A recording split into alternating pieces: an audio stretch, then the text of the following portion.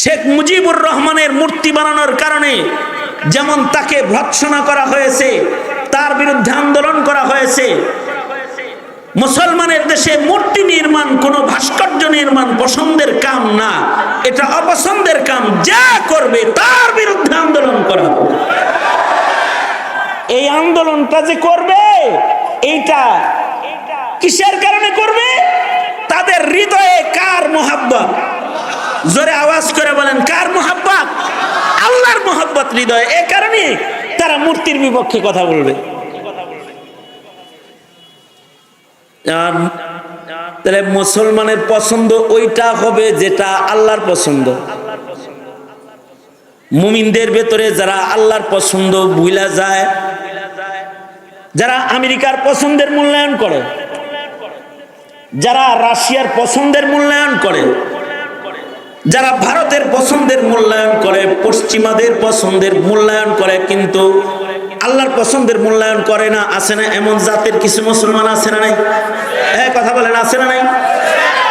কিছু আছে, এদের কাছে টুপি ভাল লাগে না, পাঞ্জাবি ভাল লাগে না, কোরআন পড়া ভাল লাগে না, নামাজ পড়া ভাল লাগে না, ইবাদত ভাল লাগে না, এদের পশ্চিমাদের কালচার ভাল লাগে, এদের বুরকা ভাল লাগে না,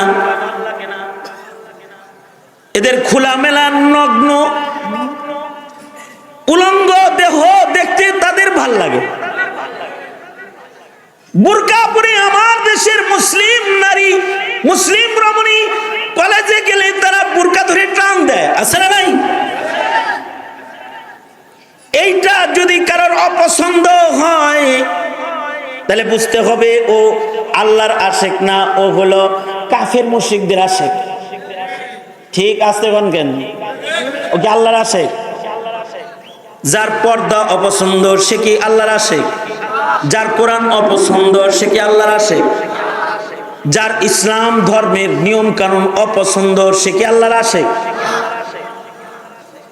তার হৃদয়ে আল্লাহর মোহাব্বত আছে। মুমিন সে আল্লাহর আশেক, পাগল মুমিন, যার হৃদয়ে সব সময় আল্লাহর পছন্দ গুলো সে হাজির রাখে। কুল ইন কুনতুম তুহিব্বুনাল্লাহা ফাত্তাবিউনি ইউহিব্বুকুমুল্লাহ ওয়া ইয়াগফির লাকুম যুনুবাকুম ওয়াল্লাহু গফুরুর রহিম। وقال النبي صلى الله عليه وسلم لا يؤمن أحدكم حتى أكون أحب إليه من والده وولده والناس أجمعين. وقال النبي صلى الله عليه وسلم من أحب سنتي فقد أحبني ومن أحبني كان معي في الجنة أو كما قال عليه الصلاة والسلام. اللهم صل على محمد وعلى آل محمد كما صليت على إبراهيم وعلى آل إبراهيم إنك حميد مجيد. اللهم بارك على محمد وعلى آل محمد كما باركت على إبراهيم وعلى آل إبراهيم إنك حميد مجيد. আয়োজিত দারুল উলুম হামিউস সুন্নাহ মাদ্রাসার উদ্যোগে হাফেজ ছাত্রদের দস্তরবন্দি উপলক্ষে 11তম বার্ষিক ওয়াজ মাহফিলের মোহতারাম সাদার, আমার মুরব্বী, বাংলাদেশের 10 জন বড় মুরব্বীর একজন মুরব্বী হযরতুল আল্লাম হযরত মাওলানা ইউনুস আলী দামাত বরকাতুহুমুল আলিয়া, উপস্থিত শ্রদ্ধেয় বড় ভাই হযরত মাওলানা রেজাউল করিম সাহেব দামাত বরকাতুহুম, ঢাকা থেকে আগত বিজ্ঞ শেখুল হাদিস মুহাদ্দিস হযরত ওলামায়ে কেরাম, বিজ্ঞ লেখক দার্শনিক ওলামা হযরতরা এখানে উপস্থিত আছে। যারা মাইকের সামনে আসে নাই কিন্তু তারা যার যার জায়গায় অনেক বড় ঘরে আছে, তারা সবকিছু মিলায় একটা বরকতি আয়োজন। বৃষ্টি বাদলার ভেতরেই আপনারাও কষ্ট করে কাদা পানি উপেক্ষা করে আপনারা সম্মেলনে হাজির হয়েছেন এবং এই ভিজা মাটিতে ভিজা বিছানায় আপনারা বসে গেছেন। কিছু কথা বলতে আমার মুরব্বী নির্দেশ করছেন যে এর ভেতরেই কিছু বলো, বলে দোয়া করে দাও। তো মুরব্বীর নির্দেশে বসছি। সংক্ষেপে 2-4টা কথা হলো, আমরা যদি আল্লাহর খাতায় যদি আমরা ইমানদার হিসেবে নিজের নাম লেখাইতে চাই, অর্থাৎ আমরা তো মুমিন, ইমানদার, দাবিদার ইমানদার না, আমরা সবাই পড়েছি লা ইলাহা ইল্লাল্লাহ মুহাম্মাদুর রাসূলুল্লাহ। আমরা এক আল্লাহর উপরে বিশ্বাস করি, আল্লাহ ছাড়া আর কোনো ইলাহ নাই। বলেন লা ইলাহা ইল্লাল্লাহ, বলেন। আপনারা এই দিকে থাকবেন, আমার দিকে থাকবেন। দোনো হাত উপরে তোলেন, তো দোনো হাত উপরে তোলেন, উপরে তোলেন, না সারা দেন দেখি। এক হাত নামান, 2 হাত নামাইছেন নি? আবার 2 হাত নামাইছেন, তার মানে শুনতেছেন না ক্লিয়ার। তার মানে খেয়াল করে শুনতে হবে আপনাদের। মাইক এর সিতে ভালো বানানোর কোনো সুযোগ নেই, আপনার কানটা ভালো বানাই নিতে হবে। সোজা করেন, দোনো হাত, আবার দোনো হাত তোলেন, আঙ্গুলগুলো খুলে দেন, নাড়াচাড়া দেন, আস্তে আস্তে নাড়েন, হিরো হিরোইন করেন কে, আস্তে আস্তে নাড়েন, দেন কি সুন্দর বাগানের মতো দেখা যায়, মাশাআল্লাহ। এবার হাত নামান, এবার জবান খুলে জোরে বলেন লা ইলাহা ইল্লাল্লাহ। এখনো অনেকে আছে আলসেমি ছোটে নাই, সবাই মিলে আওয়াজ করে এই আলোচনার দিকে তাওয়াজ্জুহ, এই দিকে স্টেজের দিকে তাওয়াজ্জুহ, সবাই জোরে বলেন লা ইলাহা ইল্লাল্লাহ মুহাম্মাদুর রাসূলুল্লাহ। আল্লাহু আকবার। আল্লাহু আকবার জোরে বলা সুন্নাত। দেখেন না, আজানে আল্লাহু আকবার আস্তে কয় না জোরে কয়, নমাজে আস্তে কয় না জোরে কয়, মিছিলে আস্তে কয় না জোরে কয়, মাহফিলে তাকবীরটা আল্লাহু আকবারটা আস্তে কয় না জোরে কয়। আল্লাহু আকবার এটা জোরে বলাই সুন্নাত। জোরে বলেন আল্লাহু আকবার। এই কত সুন্দর শোনা গেল। এখন মনে হইতেছে যে আপনারা মাহফিলে আছেন, আরো জোরে বলেন আল্লাহু আকবার। মাশাআল্লাহ। এই যেমন আমি আপনাদেরকে হাত তুলতে বলছি, তুলছেন, নাড়াইতে বলছি, নাড়াইছেন, নামাইতে বলছি, নামাইছেন, কালিমা পড়তে বলছি, কালিমা পড়ছেন, তাসবিহ পড়তে বলছি, তাসবিহ পড়েছেন। অল্প কিছু সময় আপনারা এই দিকে তাওয়াজ্জুহ এই দিকে রেখে 2-4টা কথা শোনেন। আমাদের কণ্ঠে কালিমা লা ইলাহা ইল্লাল্লাহ, তার মানে আমাদের হৃদয়ে বিশ্বাসের সাথে আমরা এটা সাক্ষ্য দিচ্ছি আল্লাহ ছাড়া আর কোনো ইলাহ একমাত্র কে। জোরে বলেন ইলাহ একমাত্র কে। আমাদের বানাইছেন কে? উপরের আকাশ বানাইছেন কে? নিচের জমিন বানাইছেন কে? চাঁদ সূর্য বানাইছে কে? মেঘ হইল যে বৃষ্টি হইল দিল কে? আবহাওয়া অফিস পাঠাই দিছে কে? দিছে। আবার রোদ উঠাইলে রোদ দেবে কে? রিজিক দেয় কে? ইজ্জত দাতা কে? ক্ষমতা দাতা কে? জনগণ। জোরে কোন? ভোটার। ভোটারেরা ক্ষমতা দেয়। ক্ষমতার মালিক কে? জনগণ ক্ষমতার উৎস। ক্ষমতার মালিক জনগণ। ক্ষমতার মালিক কে? আল্লাহ তাআলা ক্ষমতার মালিক। আল্লাহ অস্ত্র দিয়ে ক্ষমতায় থাকা যায়? জোর করে ক্ষমতায় থাকা যায়? জোর করে খাওয়া যায়? জোর করে ঘুমান যায়? জোর করে ঘুমানো যায় না। এই সব মালিকানা কার? জোরে বলেন। সব মালিকানা আল্লাহ পাকের। দেখেন না, হাসিনারে তারাই দিল কে? আমরা। আপনারা? আমরা না। কে তারাইছে? কে? আবার এখন যারা বসে আছে মাতব্বরি করলে এদের তারাবে কে? কারণ জমিনে হুকুমত কার? জোরে বলেন কার? আল্লাহ। কারণ তিনি আমাদের ইলাহ, লা ইলাহা ইল্লাল্লাহ। এটা শুধু মুখে বললে ঈমানদার না, হৃদয়ে বিশ্বাসের সাথে জবানে উচ্চারণ হইতে হবে, লা ইলাহা ইল্লাল্লাহ। এবং আল্লাহর জন্য সর্বোচ্চ মহাব্বত হইতে হবে। ওয়াল্লাযীনা আমানু আশাদ্দু হুব্বান লিল্লাহ। যারা কালিমাওয়ালা, যাদের মুখে কালিমা আছে, যাদের হৃদয়ে এক আল্লাহর বিশ্বাস আছে, তাদের হৃদয়ের ভিতরে সর্বোচ্চ মহব্বত যেটা, এটা হবে আল্লাহর জন্য। ওয়াল্লাযীনা আমানু আশাদ্দু হুব্বান লিল্লাহ।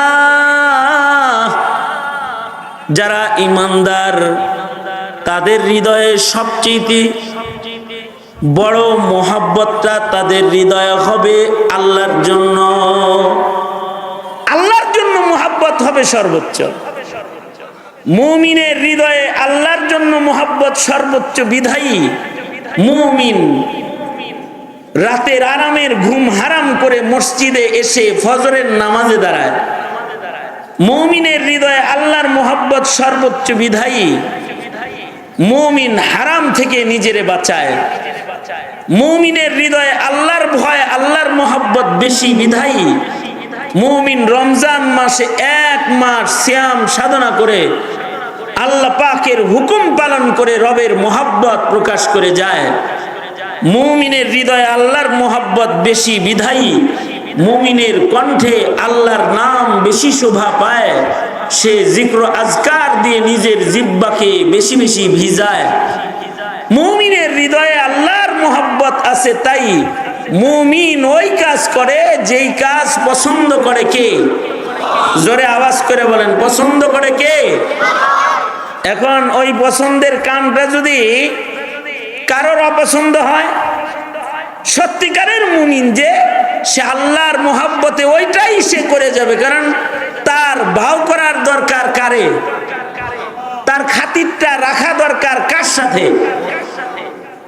যেমন কিছু জিনিস আছে আল্লাহ পছন্দ করেন, আর কিছু জিনিস আছে মোদি পছন্দ করে।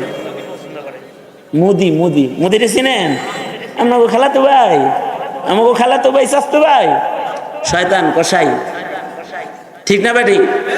জোরে বলেন না কেন? ঠিক না বেঠিক? কসাই কসাই, এ কসাই মোদি। মোদির কিছু পছন্দ আছে। মোদির পছন্দ হলো গোবর, মোদির পছন্দ হলো গরুর পেশাব মূত্র, মোদির পছন্দ হলো মূর্তি। হ্যাঁ হ্যাঁ, জোরে বলেন ঠিক না বেঠিক? জোরে বলেন। এগুলো কার পছন্দ? মোদির মোদির মোদির পছন্দ। মোদির পছন্দ হলো পূজা। দেখবেন কিছু কিছু মানুষের পছন্দ মোদির পছন্দের লোকে মিলে। যেমন শেখ হাসিনা, হ্যাঁ পছন্দ হইল পূজা। এ কয় ইবাদত যার যার, উৎসব সবার। নামাজ মনে চাইলে পড়বা, মনে চাইলে না পড়বা, কিন্তু পূজায় যায় সবাই ভক্তি করবে। তার মানে এর কাছে পূজাটা খুব ভালো লাগে। যেমন কিছু মানুষের পছন্দ পূজা না, কিছু মানুষের পছন্দ হলো নামাজ, ইবাদত। যেমন সাহাবায়ে কেরামের পছন্দ হলো ইবাদত, সাহাবায়ে কেরামের পছন্দ নামাজ, সাহাবায়ে কেরামের পছন্দ রুকু, সাহাবায়ে কেরামের পছন্দ সেজদা। তারাহুম রুকআন সুজদান ইয়াবতাগুনা ফাদলাম মিনাল্লাহ, তারাহুম রুকআন সুজদান ইয়াবতাগুনা ফাদলাম মিনাল্লাহ, ইয়াবতাগুনা ফাদলাম মিনাল্লাহি ওয়া রিদওয়ানা। সাহাবীদের রুকু পছন্দ, সেজদা পছন্দ, রুকু সেজদা দিয়া আল্লাহর দয়া মায়া তারা তালাশ করে ফেলে। এই কারণে তারা এত বেশি সেজদা দেয়, এত বেশি রুকু দেয়, এত বেশি নামাজ পড়ে যে ফি উজুহিহিম মিন আসারিস সুজুদ, তাদের চেহারার ভেতরে সেজদার দাগ পড়ে গেছে সেজদা দিতে দিতে। এটা তাদের পছন্দ। কিছু মানুষের পছন্দ হলো ইবাদত, কিছু মানুষের পছন্দ হলো পূজা, কিছু মানুষের পছন্দ হলো মসজিদ, আর কিছু মানুষের পছন্দ হলো মূর্তি। যেমন হাসিনার পছন্দ মূর্তি, মরে মরে মূর্তি, সব জায়গায় মূর্তি, ভাস্কর্য বানায় যে দেশটারে একটা মন্টপ ঘর বানাইছিল, দেশটা একটা পূজার ঘর হয়ে গেছিল। কিন্তু আলেমদেরও পছন্দ, কারণ মূর্তি কাফেরের পছন্দ আর ইবাদত আল্লাহর পছন্দ। এ কারণে আবেদ আলেম মুমিন যারা তাদেরও মূর্তি অপছন্দ। হাসিনারে বিরুদ্ধে আন্দোলন করলো এদেশের মুসলমানরা, মূর্তি প্রেমিক হাসিনা। এ কারণেও বহু কারণে এটাও একটা কারণ। এখন যদি কোনো সরকারের সে নতুন কোনো মূর্তি বানায়, তাহলে তার ব্যাপারে কি নীরব থাকবেন না সরব হবেন? মিয়া হাসিনা শেখ মুজিব বানাইছে, এখন যদি কেউ অন্য কিছু বানায়, কেউ যদি জিয়াউর রহমান বানায়, কেউ যদি এরশাদের মূর্তি বানায়, কেউ যদি অন্য কোনো মূর্তি বানায়, ওইটা পছন্দ করা যাবে? শেখ মুজিবুর রহমানের মূর্তি বানানোর কারণে যেমন তাকে ভর্ৎসনা করা হয়েছে, তার বিরুদ্ধে আন্দোলন করা হয়েছে। মুসলমানের দেশে মূর্তি নির্মাণ, কোনো ভাস্কর্য নির্মাণ পছন্দের কাম না, এটা অপছন্দের কাম। যা করবে তার বিরুদ্ধে আন্দোলন করা। এই আন্দোলনটা যে করবে, এইটা কিসের কারণে করবে? তাদের হৃদয়ে কার মোহাব্বত? জোরে আওয়াজ করে বলেন, কার মোহাব্বত? আল্লাহর মোহাব্বত হৃদয়ে। এ কারণে তারা মূর্তির বিপক্ষে কথা বলবে। তাহলে মুসলমানের পছন্দ ওইটা হবে যেটা আল্লাহর পছন্দ। মুমিনদের ভেতরে যারা আল্লাহর পছন্দ ভুলা যায়, যারা আমেরিকার পছন্দের মূল্যায়ন করে, যারা রাশিয়ার পছন্দের মূল্যায়ন করে, যারা ভারতের পছন্দের মূল্যায়ন করে, পশ্চিমাদের পছন্দের মূল্যায়ন করে, কিন্তু আল্লাহর পছন্দের মূল্যায়ন করে না, আছে না এমন জাতের কিছু মুসলমান? আছে না নাই? হ্যাঁ, কথা বলেন, আছে না নাই? কিছু আছে এদের কাছে টুপি ভাল লাগে না, পাঞ্জাবি ভাল লাগে না, কোরআন পড়া ভাল লাগে না, নামাজ পড়া ভাল লাগে না, ইবাদত ভাল লাগে না। এদের পশ্চিমাদের কালচার ভাল লাগে, এদের বুরকা ভাল লাগে না, এদের খোলামেলা নগ্ন উলঙ্গ দেহ দেখতে তাদের ভাল লাগে। বুরকা পরে আমার দেশের মুসলিম নারী, মুসলিম রমণী কলেজে গেলে তারা বুরকা ধরে টান দেয়, আছে না নাই? এইটা যদি কারোর অপছন্দ হয়, তাহলে বুঝতে হবে ও আল্লাহর আশেক না, ও হলো কাফের মুশরিকদের আশেক। ঠিক আছে কোন কেন? ও কি আল্লাহর আশেক? যার পর্দা অপছন্দ সে কি আল্লাহর আশেক? যার কোরআন অপছন্দ সে কি আল্লাহর আশেক? যার ইসলাম ধর্মের নিয়ম কানুন অপছন্দ, সে কি আল্লাহর আশেক? তার হৃদয়ে আল্লাহর মোহাব্বত আছে। মুমিন সে আল্লাহর আশেক, পাগল মুমিন যার হৃদয়ে সব সময় আল্লাহর পছন্দ গুলো সে হাজির রাখে। কোনটা তার রবের পছন্দ, কোনটা তার রবের অপছন্দ। এই তোমরা যারা সমাজের যুবকেরা এখানে আমার বয়ান শুনতে আজকে এসেছো, তোমাদেরকে বলছি এইটা একটা মানদণ্ড, তুমি তোমার হৃদয়ে বসাও। তোমার কাছে কি কি পছন্দ, কি কি অপছন্দ। কোন মৌলবীর বলতে হবে না তুমি নাস্তিক, কোন মৌলবীর বলতে হবে না তুমি মুরতাদ হয়ে গেছো, কোন মৌলবীর বলতে হবে না তুই কাদিয়ানি হয়ে গেছো, কোন মৌলবীর বলতে হবে না তুই বেঈমান হয়ে গেছো। এই তুই নিজেই বুঝবি তুই নাস্তিক হয়ে গিয়েছিস। পছন্দ অপছন্দ গুলো বাছাই কর আগে, তোর কাছে কোনটা ভালো লাগে আর কোনটা অপছন্দ লাগে। যদি কেউ আল্লাহর আশেক হয়, যদি কেউ মুমিন হয়, তাহলে তার হৃদয়ে মুহাব্বত সর্বোচ্চ হৃদয়ে হবে আল্লাহর জন্য। কার জন্য? জোরে বলেন, আরো জোরে আওয়াজ করে বলেন, কার জন্য? যার হৃদয়ে আল্লাহর জন্য মুহাব্বত থাকবে সর্বোচ্চ, সে কার পছন্দের কাজ করবে? বুঝা শূন্য জোরে করে বলেন, আল্লাহর পছন্দের কাজ করবে। তাহলে একটা কথা হলো, ইমানদারের লিস্টে নিজের নামটা রাখতে কার পছন্দ ফলো করব? বলেন না। হাত উঠায় এক আঙ্গুল আল্লাহর দিকে উঠায় তারপরে কোন ভালো করে কোন আওয়াজ করে কইবেন, বুবা সাজবেন না। পছন্দ ফলো করব কার? ভারতের পছন্দ ফলো করা যাবে, আমেরিকার পছন্দ ফলো করা যাবে, রাশিয়ার পছন্দ ফলো করা যাবে। পছন্দ মুমিন হইতে হলে একমাত্র ফলো করব কার পছন্দ? আরো জোরে বলেন, কার পছন্দ? আল্লাহর পছন্দ। হাত নামান।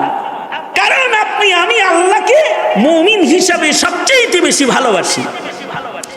আল্লাহর ভালোবাসার পরপরই একটা মুমিনের হৃদয়ে সর্বোচ্চ মুহাব্বতটা হইতে হবে নবীর জন্য। কার জন্য সর্বোচ্চ মুহাব্বত? কার জন্য হইতে হইব? নবীর মুহাব্বত। নবীর মুহাব্বত যার নাই, তার ঈমান নাই। ঠিক আস্তে করে বললে কিন্তু ঈমানের নুকসান হইব। জোরে আওয়াজ করে বলেন, যার নবীর মুহাব্বত নাই তার কি নাই? তার ঈমান নাই। যার নবীর প্রেম নাই তার ঈমান নাই। যার নবীর প্রেম যত বেশি তার ঈমান তত বেশি। যার নবী প্রেম যত বেশি তার ঈমান তত বেশি। কারণ নবী প্রেম ছাড়া ঈমান কামেল হয় না। তাকমিলে মুহাব্বত, তাকমিলে মারিফত হে मुहब्बत रसूलुल्लाह की है, बंदगी खुदा की है, इताअत रसूलुल्लाह की। तकमील मारिफत है मुहब्बत रसूलुल्लाह की है, बंदगी खुदा की है, इताअत रसूलुल्लाह की। तस्कीने दिल है, तस्कीने दिल है, सरवरे कौनो मकाकियात, सरमाए हयात है उल्फत रसूलुल्लाह की। একটা মানুষের জিন্দেগি কামিয়াব হবে তখন নবীর ভালোবাসা সে পাবে। যখন নবীর ভালোবাসা তখন পাবে যখন সে নবীর আশেক হবে। দলের আশেক না হইলে দলের ভালোবাসা পাও না। যতক্ষণ পর্যন্ত তুমি আওয়ামী লীগের আশেক না হইবা, আওয়ামী লীগের ভালোবাসা পাইবা না। হাসিনার আশেক না হইলে হাসিনার ভালোবাসা পাবা না। বিএনপির আশেক না হইলে বিএনপির ভালোবাসা পাইতা না।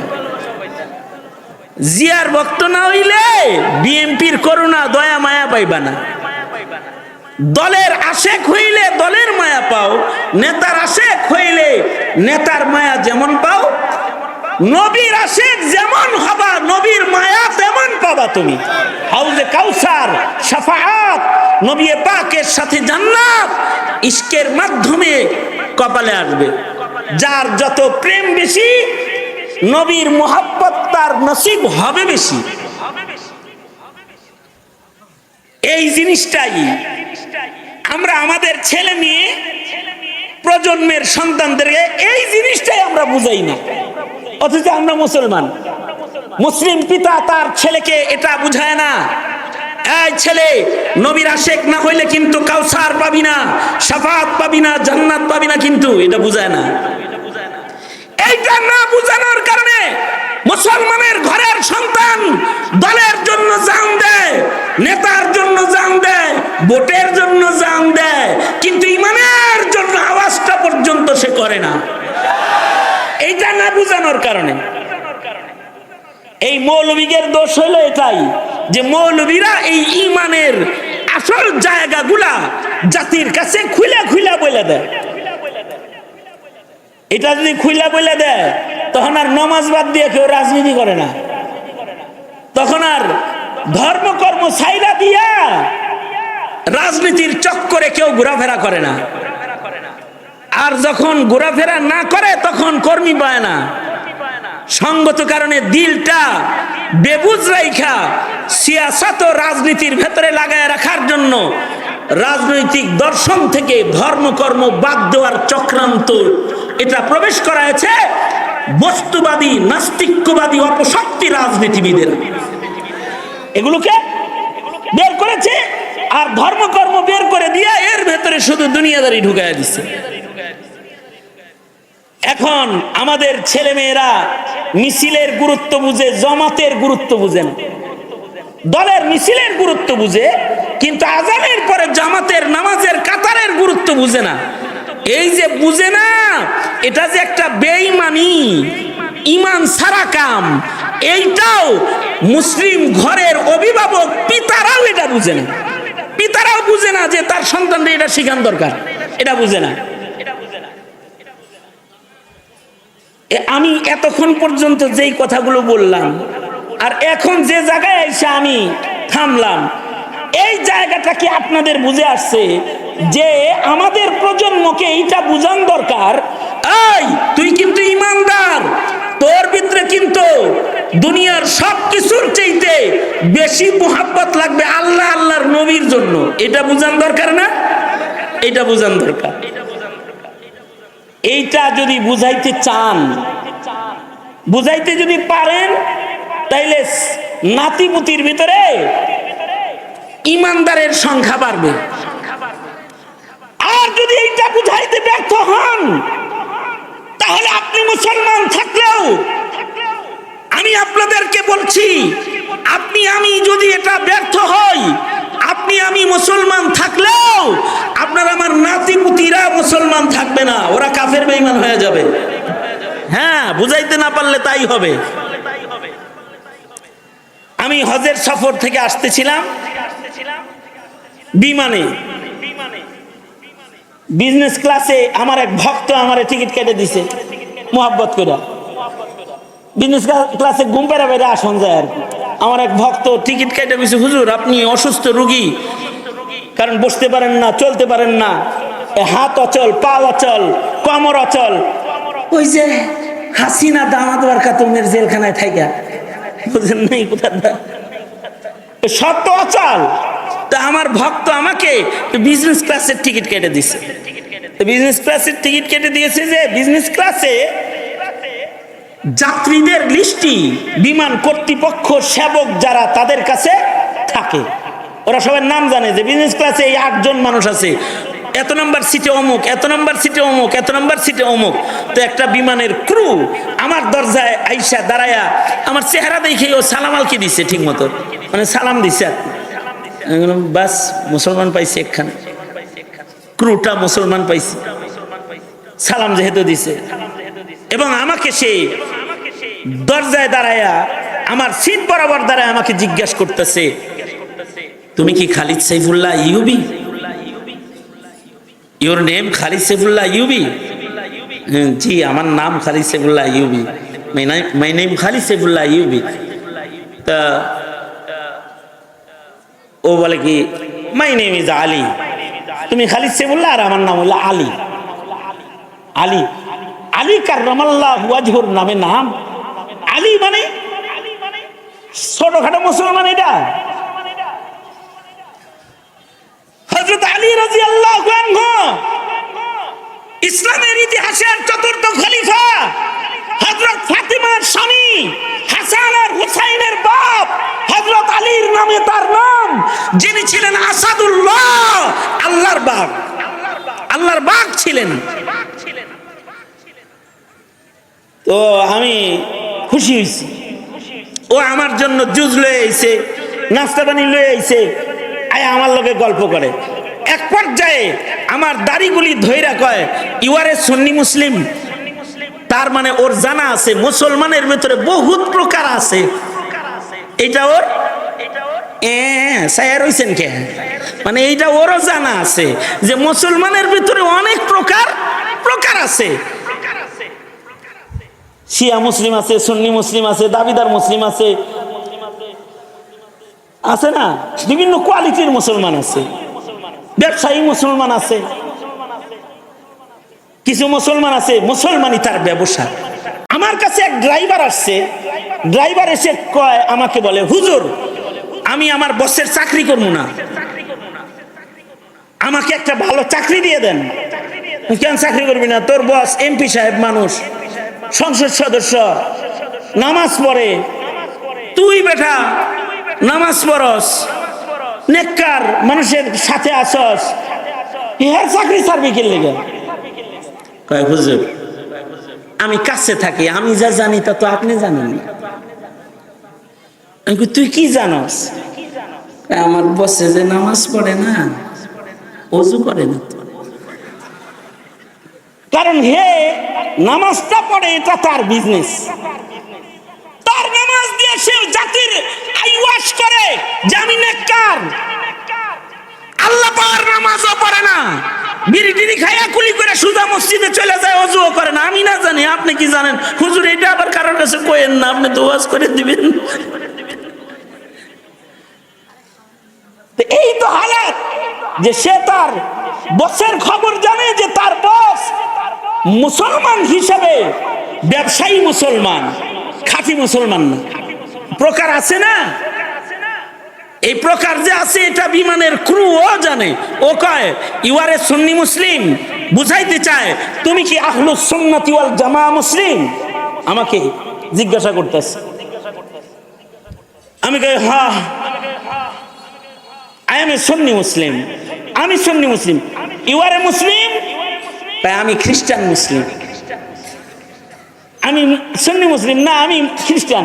অসুবিধা নাই, তোমরাও এক আল্লাহ মানো, আমরাও এক আল্লাহ মানি, আল্লাহর গোলামি করি, তোমরাও নামাজ পড়ো, আমরাও রোজা করি, তোমাদের ধর্ম ইসলাম, আমাদের ধর্ম খ্রিস্টান ধর্ম। এটা বললো। হে ওই আমারে কইতেছে, কয় অসুবিধা নাই। তা আমি বললাম তোমার নাম আলী, তুমি খ্রিস্টান হইলা কেমনে? তখন ও বলে মাই গ্র্যান্ডফাদার ইজ মুসলিম, সুন্নি মুসলিম। আমার দাদা ছিল সুন্নি মুসলিম, আমার দাদা সুন্নি মুসলিম ছিল, কিন্তু আমার বাবা তাকে দিন ভালো শিখায় নাই বিধায় আমার বাবা মুসলিম বিবাহ করে নাই, খ্রিস্টান বিয়ে করেছে। এই কেস মুসলমানের ঘরে এখন অ্যাভেলেবেল। ছেলেরে পাঠাইছে শিক্ষা অর্জনের জন্য অস্ট্রেলিয়া, আমেরিকা আর লন্ডন, বিয়ে করে বইছে আস্তা খ্রিস্টান। এই কেসের অভাব নাই, এটা খালি হাসিনার কেস না, এটা বহুত চেনা চেনা কেস। এরকম কেস বহুত আছে যারা খ্রিস্টানদেরকে বিয়ে করে বসে আছে।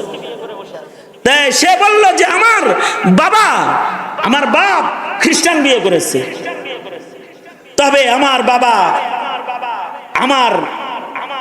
আমার ভাইয়ের নাম সাহাবীদের নামের সাথে নাম রাখছে। আমার বড় ভাইয়ের নাম আবু বকর, ছোট ভাইয়ের নাম, মেজো ভাইয়ের নাম উমর, আমার নাম আলী, আমার আরেক ভাইয়ের নাম ওসমান। 4 খলিফার নামের লগে আমাদের বাপে আমাদের নাম রাখছে। 4 খলিফার নামে নাম রাখছে, তুই খ্রিস্টান হইলা কেমনে? আব্বা যে ছোটবেলায় মরে গেছে, মা আমাদের লালন পালন করেছে, মা আমাদের খ্রিস্টান হিসেবেই গড়ে তুলেছে। এখন আমার বউ খ্রিস্টান, আমার ছেলেও খ্রিস্টান, সব খ্রিস্টান। আমি ওই বিমানের জার্নিটায় 5.5 ঘন্টা আর ঘুমাইতে পারিনি। আমি বাংলাদেশ পর্যন্ত আসতে আমার চোখের পানি পড়েছে। আর এই ভাবনা আমাকে আক্রান্ত করেছে, এর দাদা মুসলমান হওয়ার পরে যদি নাতি হয় খ্রিস্টান আর পুতি হয় খ্রিস্টানের ঘরের খ্রিস্টান, তাইলে এমন অবুঝ ইমানদারি যদি মুসলিম মাটিতে চলতে থাকে, তাইলে এই মুসলমান গুলা তো বেঈমান হয়ে কবরে চলে যাবে একদিন। এই জায়গা থেকে যে মুসলমানকে উঠায় আনবেন, এর জন্য চেষ্টা দরকার আছে না নাই? ওই চেষ্টাটার নামই হলো মাদ্রাসা, ওই চেষ্টাটার নামই হলো ওয়াজ নসিহত, ওই চেষ্টাটার নামই হলো দাওয়াত ও তাবলীগ, ওই চেষ্টাটার নামই হলো পীর মুরিদির মেহনত, ওই চেষ্টাটার নামই হলো ইমানের আন্দোলনে মাঠে ময়দানে মুজাহিদের বেশে আগমন। সুতরাং এই চেষ্টা যদি অব্যাহত না থাকে, তাহলে প্রজন্ম কিন্তু বেঈমান হয়ে যাবে। সতর্ক থাকা দরকার আছে না নাই? জোরে আওয়াজ করে বলেন আছে না নাই?